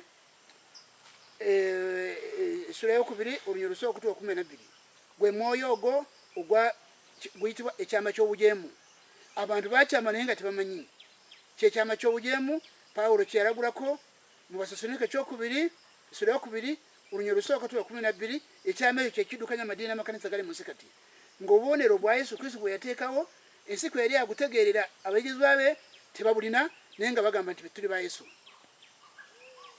kubanga obubonero obwo Yesu bwe yalaga ensi kwali kwagalana bwe mulaba nga mwagalana mwekka ne mwekka ensi neyo ketegeera nti mwe abayigirizwa bange bwe mubeera bumu obutuukiridde abantu ensi neryoka ekkiriza nti Katonda yeyantuma obumu okwagalana kuli luddawa ensi yasuubizibwa Yesu Kristo yagisuubiza okulaba ekkanisa ye n'obubonero bwayo nga bulambikiddwa n'abulaga buli luddawa ekanisa abantu bali munsi balaba kwagalana kw'abakkiriza Yesu Kristo balaba obumu bwabwe babulabawa kubanga buno obumu newankubadde abantu b'omwoyo abantu b'omu nsi tebategeera bya mwoyo abantu b'omu nsi tebategeera bya mwoyo naye ko okwagalana kw'abakkiriza Yesu Kristo n'obumu bwabwe baali bateekeddwa okubulaba kusinziira ku Mukama waffe Yesu kwe baali bakubwawulira n'abatakkiriza naye kati obusaanyizo oba obubonero Yesu Kristo bwe yateeka ku kanisa ye bwona bwagenda tebuliwo abantu babuulira bayimirire ku kukkiriza kubuulira enjiri n'ebyamagero ate sitaani naye byasobola okujingirira okwagala kwa Katonda okwali mu Yesu Kristo sitaani kwatalina era kwatasobola okujingirira ekanisa mwera yakubeera kati kanisa okwagala tewali singa okwagala kaliwo zino njawuko nezizaalibedde okwefaako n'obukyayi bwe mulaba zino ntalo ze mulaba n'olwekyo okusookera ddala Bannayuganda n'abasumba n'abanadiini mwetegereza obuwandiisi buno buludde mu mmwe emyaka 36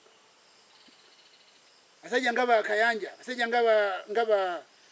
nga Kiganda nno Pastor Kiganda musajja mbukidde box Pastor Kiganda namusanga twasinkana mu Bank of Africa oba anabijukira Pastor Kiganda namusinkana nemubuuza netunyumya namutegeeza nti ndi muwandiisi era bokisi namba ye yennyini Pastor Kiganda yagimpa myaka gyetoolodde mingi asobola kuba yabyerabira naye ate bwe kyali twasinkana nga tuli mu layini za banka era nzijukira twavaamu netudda bbali netunyumya ne layini n'abali emabega waffe ne batuyisa naye nga njogera naye ku bikwatagana n'obulwadde bw'ekkanisa bino byonna bye balimu ntalo ki bikyo nabibategeeza dda bawanike bakkirize ndi gwatusinga sibe twakyamya ekkanisa ekkanisa yalwala obwedda bano ba bujingo basanga byalwala kakati salwadda ebintu nabimugamba dda myaka meka kubanga nawulira nti bujingo yagenda mu bulokole mu 92 kakati mu 92 nze naye nalaga dda salwadde emabega ebiwandiiko byange bigende wuwe bimulaga nti kanisa ndwadde naye nga musajja ekizibu omutawana guleesa akabi kanene mu nsi muno sitaani ogukyamukono yakwambaza sente omusajja amala okukwata sente nga byakatonda si byaliko kubanga singa babiriko Bannayuganda basumba baali badde bamala dda kwekenenya obuwandiisi buno kubanga buludde wakati bwabwe buludde mu makati gaabwe n'ekyo kugenda kulwanagana ze ndolo ze mulaba zaba Senyonga ebiwandiiko byange byagendeyo dda mu bantu abo ntalo ze eno Namirembe wa ono mupasita we Namirembe omulokole Kayiwa y'omu ku bantu benasooka kuba ebiwandiiko byange Pastor Kayiwa y'omu ku bantu era nagende wuwe Namirembe wenyini nimbimukwasa eyo wansi eri kyenda mwenda awo erudda awo tuyingira mu 9 wenamuwa Kayiwa Simeon Kayiwa nasibuka nasanga taliyo naye nali nfuluma ngayingira irambadde empale nyimpi ngali mu motoka ye ne mukazi we nimbimukwasa myaka emeka kyokka muwaza bibasobedde muli mu kugatta abantu basumba tubagatte manya bitu zimaye tuteeka ebibiina yamba simanyi byempulya ebigasa madini ebyo ebyo namulaba nti mutuufu muli ku bintu bitakwatagana ne Katonda ekizibi kanisa yakyama si mwagikyamya enjiri yokka enjiri yava mu Bulaaya yava mu Amerika yaleeta obulokole nga church mwenye bana ba Makere Full Gospel erimu baja bakyama enjawukana bazitandikirawo abasajja balezero mutandisi wa Full Gospel bamuja Makere ne mundu ng'akomyewo ku Museveni ebyo nabyo namubiraba enjawukana muziraba zona za bukyayi zona za ikati injiri ya Yesu Kristo eruddawo ku nsi bwe kiri wano mu Uganda bwe kiri mu mawanga gonna n'ekyo mukkirize nti gwatusinga twenenye kyokka ate mumanye ekkanisa yennyini yali akutambula etya ebitiibwa bye mweyambuza mu bitunulemu. Ekyabonyabonya batume nekyabonyabonya Mukama waffe Yesu yasanga abasajja nga bali mu office naye nga bagamba ne mu office mwe zikomye awo wali ekizibu. Office zamwe yabagamba ekinyumba kyamwe kiseera kifulukwa oye ye Mukama waffe yagamba Oyuda ni yagamba inyumba yamwe erisigala kifulukwa gye bali baweererezaamu yeekaalu gye bali baweerezaamu ekizimbe kye bali baweerezaamu nti kirisigala kifulukwa awo wava entabwe nibagamba kiri kitya wetulya emmere nange gasito obuwandiisi buno bugenda mu mmere y'abakyama bagagawadde bafunye sente naye mu bukyamu naye nga tebamanyi kyempa sibasalira musango kubasinga wabula asalibwa omusango yatawulira buwandiisi buno bw'otawulira buwandiisi buno ojja kubeera omulabe wa Kristo wona wooli oba oli mu Bulaaya buli ludawa oba oli mu Amerika oli mu mawanga gonna buwandiisi buno mubwekenneenya sigambye mukwate ng'eteeka mulina okubwekenneenya mukebere buwandiiko byange mutegeere kyebugamba era bangi no ku lusozi wano Kitongo wano sirina bagoberezi bange benjagala njagala mukyukire Katonda mutabagane Katonda muyingire mu wakaka bwe mukole mulimu gwa Katonda nga Uganda ng'eggwanga okusooka musobole kutwala enjiri mu mawanga gonna siga stone baguma nze ekyange kya buwandiisi siri mukulembeze mulala siri mukinze ndi nawe bwe buwandiisi ngwa mu kiti ky'abanabbi so nze size kunoonya benkulembera ebirabo bya Katonda birina byomwe mutukuba birina byagenda kuwa buli muntu kukola nga bwayagala so siga stone ekyange kubalaba okukyama kwekanisa n'okudda mu kubo kyokka kyenaweebwa mu buli kintu n'okulaga ensi eno ekole ki ku bizibu byayo kubanga ensi lwanagana na bizibu ekyobala nti Yona abali mu lyato lya Yona kyebasinga banoonya wala nibigaana naye ekyabayamba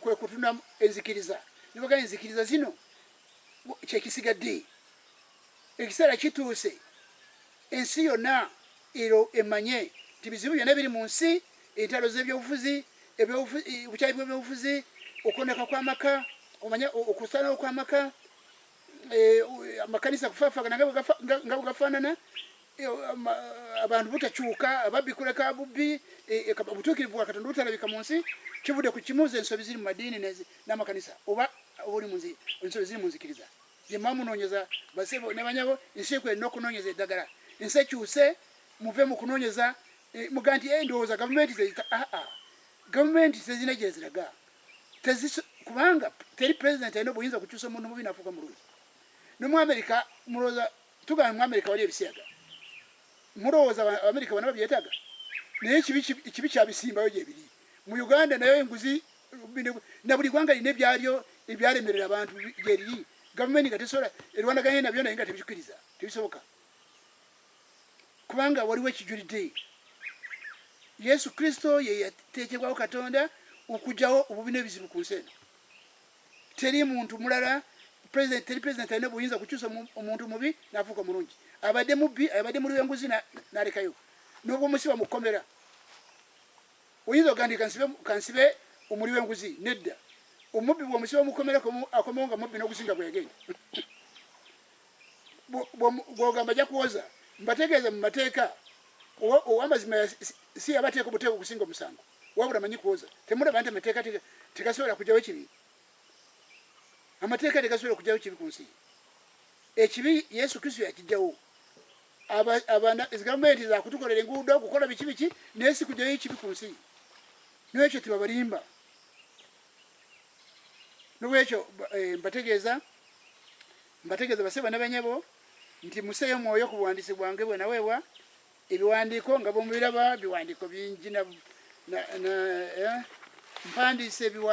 mpandiise ebitabo mpandiise ebintu bingi ebikwata ku kukyama kuno nga bwebategeeza amabaluwa mangi mu mawanga mangi badde bampandiikira mu mawanga g'enjawulo kakati awo naye nga muyinza okulowooza nti ndowooza amadiini mugeewunya nti ndowooza okukyama kwa leero oba gano madiini kufaanana nga bwe gali mugayita ati gabagana bagabasuubuzi nedda siga abasuubuzi omusuubuzi ateekamu ne sente naye bano tebateekamu bafuna bufuni ono yabadde Kampala Benhin kino kiwandiiko kyava gyali Benhin yabadde wakayanja Benhin kino kiwandiiko kyava gyali ebiwandiiko byange badde basanga eyo so mbategeeza basebo n'abanyabo tumuseeyo omwoyo ku buwandiisi buno musobole okuwona ekibambulira kubanga obubi n'ebizibu byakwengera ku nsi eno yava ekibuye ku prayer Paris kibuye yawandiikibwa omulokole waayo yayitibwanga Joshua Serugo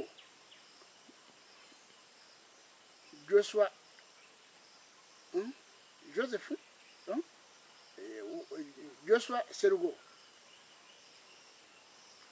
yava mu prayer Paris kibuye wone Kampala ebiwandiiko bingi ebyabadde bimpeerezebwa okuva mu basomi bo buwandiisi buno okuva mu mawanga g'enjawulo mu Africa mu Bulaaya mu America mu Asia ne mu Australia n'ekyo kyembasaba muleme kulowooza nti obuwandiisi buno buze okusala omusango nedda abantu bonna okulokokera ku bwo kubanga Mukama waffe Yesu Kristo yabulagira Mukama waffe Yesu Kristo yalagira mwekenenye obuwandiisi mwekenenye aleete muziyiza bunabbi wabula mu bwekenenye akatabo kano kalaga okwolesebwa kwange kwatandika kutya era ekitundu kinene kyenawandikako ekikwata ku buwandiisi bwange bwajja butya nga bwe nabadde mbatandikira wali mbategeeza nti muteekeddwa okumanya nti buli kintu kyonna amadiini n'amakanisa bye bakola kyonna kirwadde teri kiramu n'ekimu bwe kiti tekiriyo waliwo omwoyo omulala ogubidukanya kubanga nabategeeza nti mwoyo wa Katonda takolera mu bantu abataagalana nedda takolera mu bantu abatatabagana takolera mu bantu n'ogamba nti olwaleero sebo kakati kayanja Pastor Kayanja mwogerako kubanga ebiwandiiko byange byajja gyali mirundi mingi era badde mulaba bulijjo nga musajja batu bane bamutadde muttu Senyonga naye nga nkugambye naye atamye naye abantu bano mbategeeza nti temutegedde ddala nti kanisa yakyamada sikati ebiwandiiko byange temubisomye lwaki mubuusa maaso ng'ate ekibi kyongera kubakuba ekibi ky'ekkanisa kyongera kubakuba obukyayi bwengera okubamalawo yabaffe oyinza okugamba ani nti Yesu wakayanja wasenyonga nga kabwanango olaba bikwatagana yabaffe Katonda w'Abakatuliki Yesu w'Abakatuliki y'omu y'Abaprotestanti Yesu y'omu yayigiriza Olukatuliki n'avaawo n'ayigiriza Oluprotestanti nga Yesu ali omu era n'avaawo n'ayigiriza Oluseventh Day nga Yesu ali omu banange muzibuke amaaso temulaba nti tuli mu ensi eri mu mikono gy'abanabbi b'obulimba ne bakristo b'obulimba Yesu be yalagulako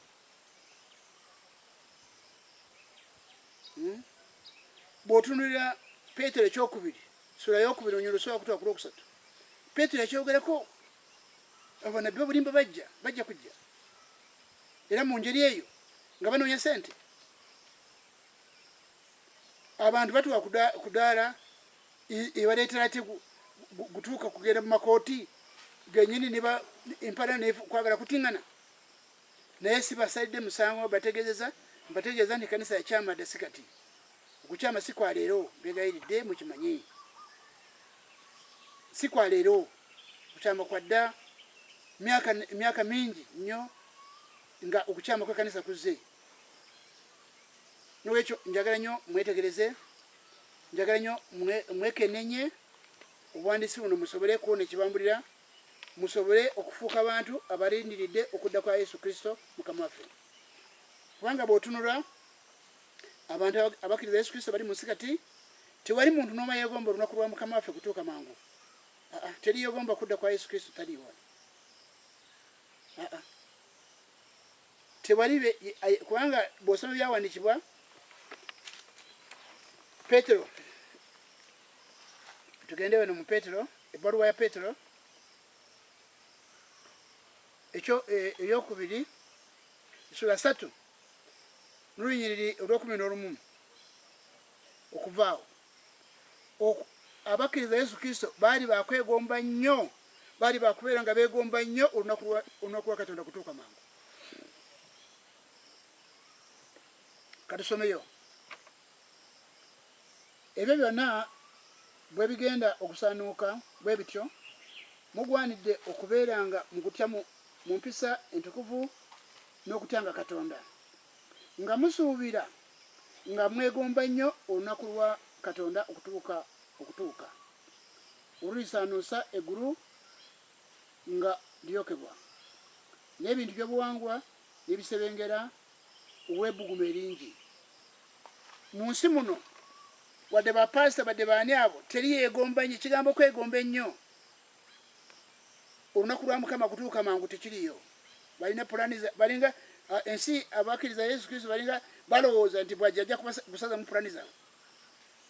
N'olwekyo obutalindira Yesu Kristo, obuteegomba nnyo olunaku lwe kutuuka mangu, kwe kamu ku bubonero obulaga eno kanisa si ye, si ya Yesu Kristo. Kanisa ya Yesu Kristo yali yakwegomba nnyo nnyo olunaku lwe kutuuka mangu. Eri kanisa yasooka kye yalina, abaafa baafanga nga balindirira Yesu okudda kwe. Naye kati lwaliro si bwe kiri, teri bamanyi nti Yesu ajja kudda naye tebeegomba nnyo olunaku lwe kutuuka mangu. Nedda ulagambanyiza nyaka kuzimba bino, omwana wange njagala tuuke wano. Tukola buli lunaku. Katonda akoze bulungi nange ataddewo nga ndi mukozi. Era bw'otuuka Kasanda n'oyogera ku linnya lyange bajja kutegeeza nti oyo mukozi akola n'emikono gye, era siri mu bantu. Kasanda mubavu tisirimu, nedda ndi omu ku bantu abalina. Naye mbategeeza nti ebyokukola emirimu ebyokufuna tebyandisazizaamu okwegomba ennyo olunaku lwa Mukama waffe kutuuka mangu. Nedda wandibaddewo ebyo byonna nga kyekiri waggulu. Naye kubanga eno kanisa olwokuba nti si ye eri mu nsi, enjigiriza si ye, nedda. Kubanga enjigiriza Yesu Kristo kwagalana n'obumu, obutuukirivu n'emirembe n'essanyu, okuyingira mu bwakabaka bwa Katonda bwe kyandibadde yeye. N'olwekyo kyeva mulaba eno kanisa ey'emirembe guno teyeegomba nnyo olunaku lwa Mukama kutuuka mangu. Nedda tekirina, era teri akirina. Abantu bali mu nsi muno bawoza tukiriza Katonda ne Yesu, naye teri yeegomba olunaku lwe kutuuka mangu. Nedda ekigambo kwegomba, Peetero ateekawo nnyo okwegomba nnyo olunaku lwe kutuuka mangu. Ako nako ke kabonero akakulu akalaga nti kanisa abakkiriza Yesu Kristo abali mu nsi kati tibali mu kkubo lya Katonda, kubanga baali badde beegomba nnyo olunaku lwe kutuuka mangu. Ekyawandikibwa kibalaze bulungi. Naye bwe njogera wano tewali yeegomba olunaku lwe kutuuka mangu. Nedda balina pulaani, nkugambe zaafuuka pulaani.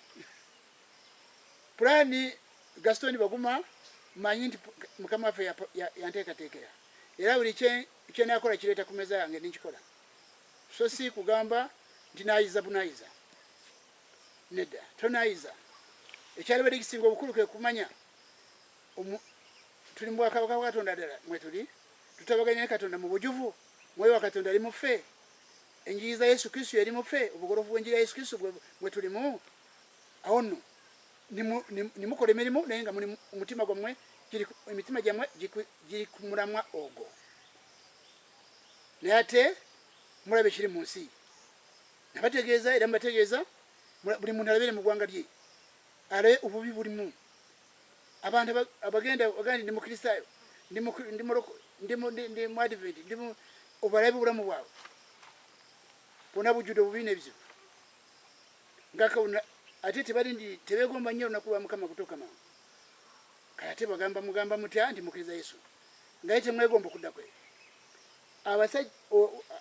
Okwegomba okudda kwa Yesu Kristo kugalagalanyeeko n'omusajja oba omukazi ayegomba olunaku lw'embaga y'ekutuuka mbategeeza n'obwabeera omwana omusajja ayogereza olunaku lw'okuwasa lumubeera ku mutima obutavaako n'obwaba akola emirimu gitya ekyo olunaku lw'okuwasa gwe baamuwa oba gwe baamusuubiza olwo luteekwa okuba nga lwe luli waggulu ng'alongoosa nga atandika kwetereeza ng'omuntu alindiridde omugole n'omukazi bw'atyo neyeetereza neyeekolako nnyo kubanga alindiridde embaga ye eno kanisa y'omulembe guno ate ekanisa yali badde yeetegeka okusinga n'omuntu n'omulenzi n'omuwala abanoonya okufumbiriganwa baali badde beetegeka baali badde balabika bulungi baali badde batereeza obulamu bwabwe naye kakati kiri kitya ensi yonna madiini amakanisa agali mu kuvulubanira sente kyokka basumba bali mu mpaka z'okufuna bugagga kati kyekiri ku nsi ekanisa eri mu nsi si kanisa ya katonda nga bweteekeddwe kuba abantu bakkiriza katonda naye tibategedde enjiri ya yesu kristo nga bweteekeddwe kuba teri mu bulamu bwabwe nekyo musabe katonda mugambe mukama kuba katonda bwoba omunoonyeza mu kizikiza otya era tuuka nakwebikulira nekyo mutegeeze mukama waffe nti waayi obuwandiisi buno bubwo oba bwa muntu mukama waffe ajja kubabuulira ekiriwo ajja kubategeeza ebintu nga bwe biwuridde myaka 36 obubaka buno obuwandiisi buno bwotyo butambula ate muyinza okwebuuza nimugamba nti naye kiri kitya emyaka 36 kiki ekikoleddwawo okuva emyaka 36 bwekifuna obuwandiisi buno kikoleddwawo nnyo kubanga mbategeeza nti bwe nayogerera mu 1998 ndi kanisa yalwala abantu bandowoozanga nga mulalu bandowooza ng'omuntu atalina magezi kubanga teri n'omu yali ategedde nti amakanisa gano galiko kikyamu kubanga nga mu uganda abapentecote bali bakakomawo mu uganda kuba gusooka mini yali abagobye ate era bwe yabagobera baali bakyali batono mu ggwanga naye ate bwe bakomawo ku Museveni nga gukomawo kwabwe ate Museveni ajja wano 1996 ate nze 98 ngamba nti amakanisa n'amadiini gonna amalwadde n'abapentecote nga mubatwalidde tolaba nti nali sisobola kuwulirwa naye katonda akoze omulimu gw'ettendo mu nsi okwanika ekibi ky'ekanisa era kati ensi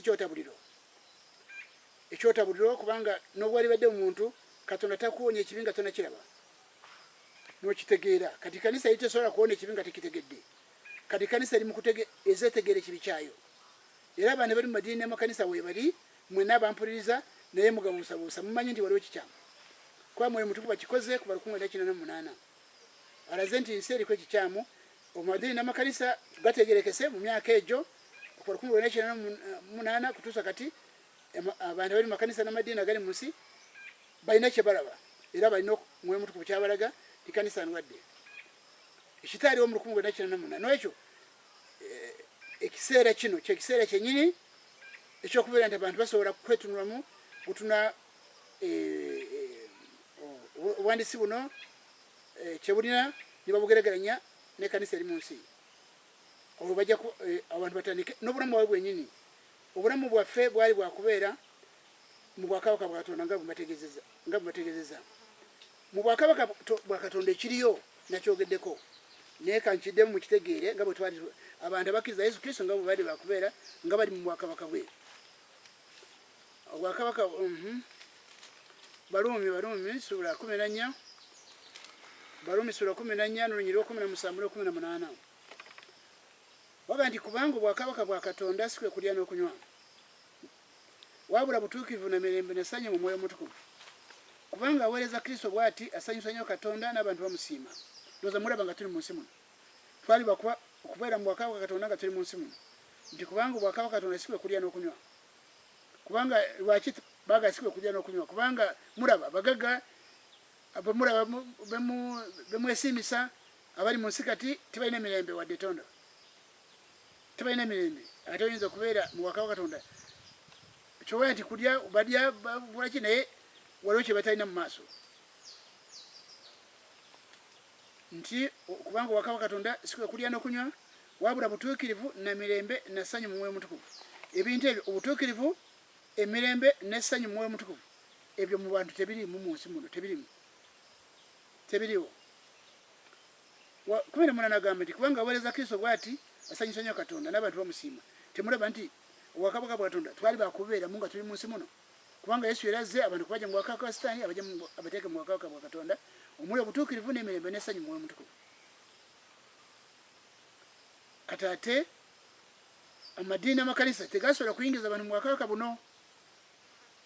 Bwakabaka buno kyobula nti abantu bali mu nsi bajjudde obubi n'ebizibu, newankubadde abakkiriza Yesu Kristo bebasinga obungi mu nsi, naye ate obutuukirivu n'emirembe n'essanyu mu mitima gy'abantu girabika wa?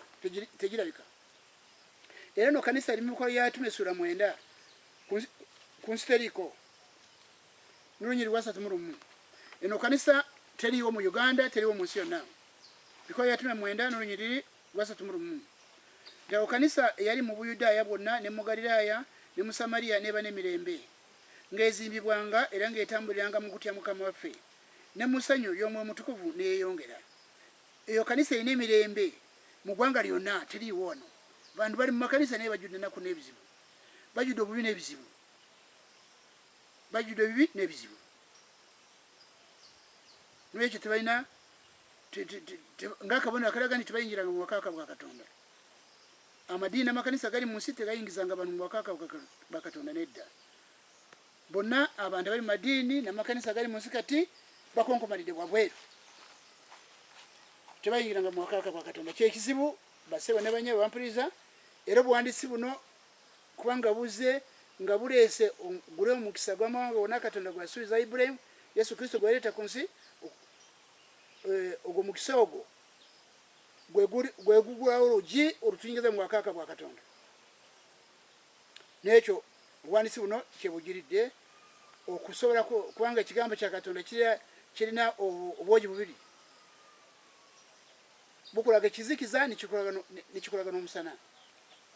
Obuwandiisi buno bulaga ekizikiza ne bulaga n'omusana gwa Kristo. N'ekyo ekyammwe mwekenenye, mwenna mwekenenye. Abeeraliikirire tunalya ki, tunayambala ki, nga eddagala lize n'obuwandiisi buno, kubanga mujja kutegeera obwakabaka Katonda tubunoonya tutya. Abagamba balina ssente naye mulina emirembe, mulina essanyu, mulina obutuukirivu.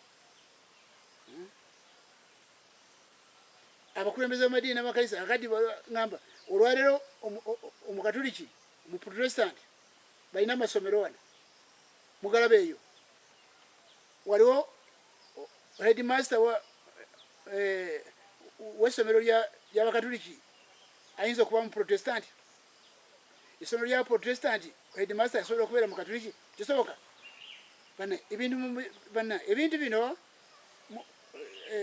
omanyi Mukama waffe Yesu bw'atuma Pawulo amugamba nkutumye kuzibula abantu amaaso, kubajja mu kizikiza badde mu musana, bava mu buyinza bwa Sitaani badde eri Katonda, ate babeere mu butuukirivu obwabo abakkiriza Yesu.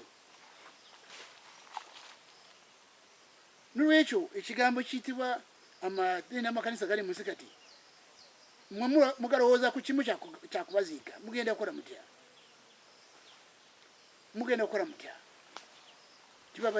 Nti muliwo okubaziika, munaakola mutya? Temulaba nti ensi yongedde kononeka? Temulaba nti abantu abali mu madiini n'amakanisa kati, abantu abali mu madiini n'amakanisa bali mu nsi kati babi n'okusinga bajjajjaffe ab'edda bali tumanyi Katonda mu nkolagana yaabwe. Bajjajjaffe ab'edda bali tumanyi Katonda, baali balungi mu nkolagana zaabwe okusinga abagolozi b'amadiini n'amakanisa bali mu nsi kati. Temulaba nti waliwo ekizibu kinene? Temulaba nti waliwo ekizibu kiri kitya? Kyokka Mukama waffe Yesu agamba obutuukirivu bwammwe butalisinga Abafalisaayo n'abawandiisi temulisikira mu bwakabaka bwa Katonda. Olwaleero abantu abakkiriza Yesu Kristo balungi kusinga batakkiriza? bamazima kusinga batakiriza balina enkalagana nungi kusinga batakiriza Katonda wetumulaba nti waliwo ekizibu ekinene ennyo nnyo nnyo era munaku zino nafuna ekigambo nga kigamba nti omulembe gwonna guyise nga amazzi bwe gayiika ku ttaka agabadde mu togero oba agabadde mu nsuwa oba mu kidomola ne gayiika ku ttaka mazibu nnyo okuyoola.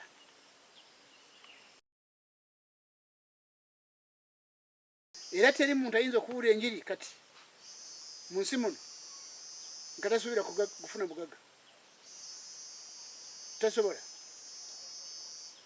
Teri ayinza kati mu nsi muno okuyimirira n'abula enjiri nga tasuubira kufunamu ssente. Kati ensi weetuuse, mulembe guno guyise okufaanana amazzi agabadde mu kidomola oba mu nsuwa ne gayiika ku ttaka, kizibu nnyo gayoola. N'omulembe guno gutunula mu nkuba erida ku nkuzikirira so si muwulamu obutagwawo. N'ekyo obuwandiisi buno buze okukuyamba gwa mpuliriza otegeere nti